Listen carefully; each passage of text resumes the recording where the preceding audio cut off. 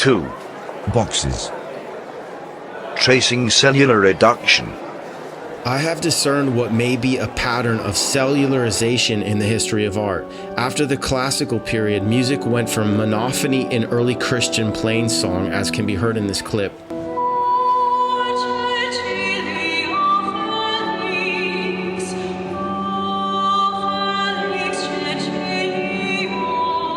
to polyphony, as in this clip,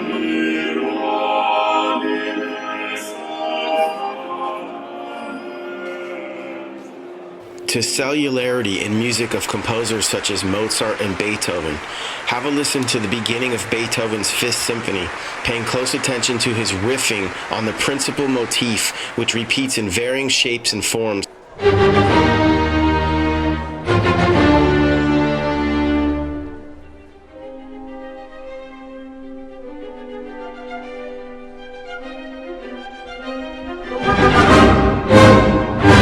Watch a second clip of Beethoven's Fifth played on piano. It's the same 4 strikes, repeated in cells.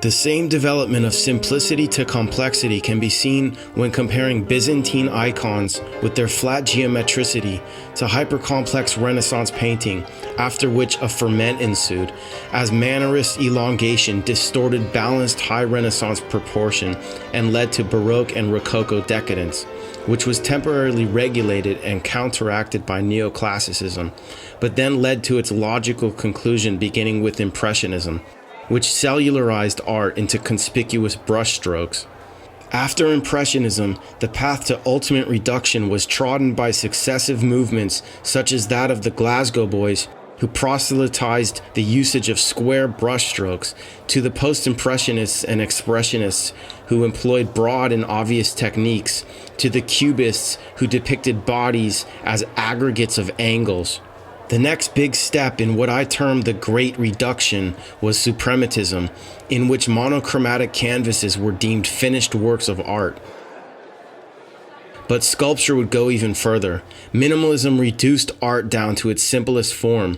Here we see a literal cell in Tony Smith's Die.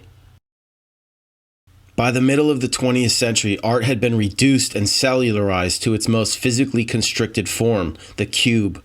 And that wasn't all. Art historian Arthur Danto famously posited that Warhol's Brillo boxes, which also happened to be cubes, represented the philosophical end of art. But is it art? It is only art inasmuch as it is made by human hands. But does this validate its inclusion in the museum space? Perhaps the most direct answer to this question is to be found in the possible political motives for including such a work so prominently in the art industry canon. Consider the Freemasonic ashlar, which represents the rough-hewn stone becoming refined, a metaphor for the perfected man, the same ashlar concept which likely inspired the theme of Pink Floyd's Another Brick in the Wall.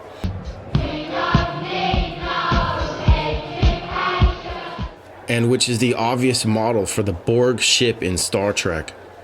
In a relativist context, it is impossible to determine whether or not our 2 cubes, Tony Smith's Die and Andy Warhol's Brillo boxes, are or are not art. In order to answer this question, it is necessary to engage in some form of absolutist dialogue. I, for one, have long been concerned with the question of the validity of modern reductionist art. I have invented my own art movement, the purpose of which is in part to deal with this issue. It is called pulchrism, and it advocates for beauty in the arts. Here are a few of my paintings, which are attempts at bringing beauty into the human experience. According to the Pulchrist Manifesto, beauty is given precedence over style and format. One of pulchrism's foremost tenets is that ugliness must be categorized as separate from beauty. Therefore, by my own judgment, I would consider Tony Smith's Die to be art, because as coarse and as brutal as it may be, I believe it to be beautiful. Andy Warhol's Brillo boxes, on the other hand, connote cheap consumerism, and I am compelled, therefore, to deny them any status as art, because I do not find cheap consumerism to be beautiful.